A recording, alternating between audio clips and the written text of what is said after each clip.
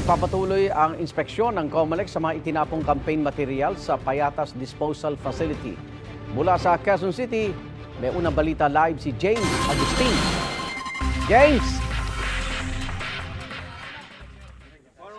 Igang good morning. Ngayong umaga nga in-inspeksyon ni COMELEC Chairman Attorney George Erwin Garcia yung mga illegal campaign posters na nakaimbak po dito yan sa Payatas Control Disposal Facility sa Quezon City. Ito igan yung mga nakolekta ng COMELEC at QC-LGU sa iba't ibang ikinasa nilang Oplan baklas dito sa lungsod. Mali yung sukat o di kaya naman wala doon sa mga common poster area. At itong mga campaign posters po na ito ay i-recycle ayon sa COMELEC pati sa QC-LGU. Gagawin ito mga tote bags na ibebenta sa halagang 399 to 499 pesos. At ngayong umaga po ay kasama po natin si COMELEC Chairman Attorney Erwin Garcia para bigyan po tayo ng karagdagang detalye kaugnay nito. Chair, good morning po. Welcome po sa unang hirit. Chair, meron na po ba tayong datos, Attorney, kung gaano karami yung mga illegal campaign posters na nakolekta po sa buong bansa o di kaya naman po sa Metro Manila? Maganda umaga muna kay Igan at sa unang hirit family. Una, sa buong Metro Manila, base sa report sa atin ng MMDA, 64.5 tons yung nakolekta nila. And take note, yun ay yung mga initial pa lang na koleksyon. Hindi pa papasok yung koleksyon pagkatapos itong eleksyon na ito. So naniniwala tayo, daan-daang tonelada yan sa buong bansa na makokolekta ng ating pong mga iba't ibang LGU o lalong-lalo na ng Metro Manila Development Authority. At nakakalungkot sapagkat ang nangyayari pa, ang pamahalaan pa ang nagtatanggal samantalang dapat sa batas natin at sa ating pong patakaran, 5 araw pagkatapos ng eleksyon dapat ang nagtatanggal sila. Bakit kakailanganin pang mag-oobliga pa yung mismong pamahalaan at LGU na uubos ang oras at panahon dahil nandun sa ganyang klaseng pamamaraan. So again, ang pakiusap natin sa ating pong mga kandidato, tapos na po eleksyon, manalo, natalo, pakita po natin ang ating pong karakter. Tayo mismo magtanggal ng mga campaign materials sa wag na natin ipagpaubaya pa sa ating pamahalaan. Attorney, may mga karagdagang tanong lamang po si Igan kaugnay din po dito sa nagdaang eleksyon natin. Igan? Magandang umaga, Chairman Garcia. Magandang umaga po, Igan. Opo.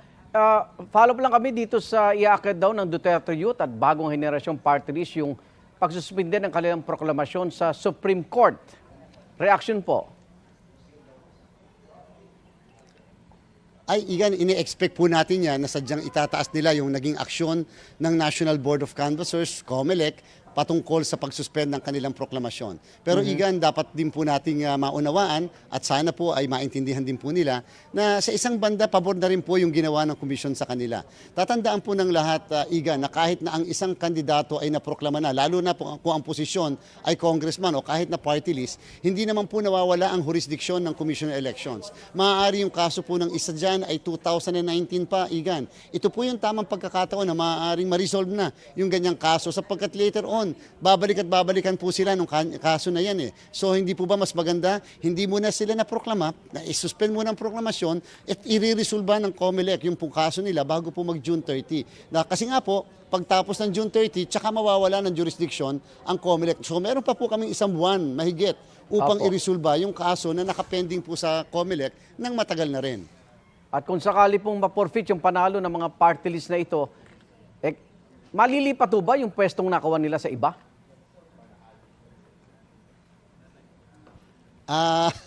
Igan, yun po ang ayaw ko munang sagutin. Maaaring oo po ang kasagutan dyan, pero ayaw po natin sabihin kung sino ang mabibinipisyon ko sakasakali. Kasi po, Igan, mas maganda munang pag-usapan, talaga bang may dahilan upang i-cancela ang kanilang accreditation? Kasi baka naman po wala.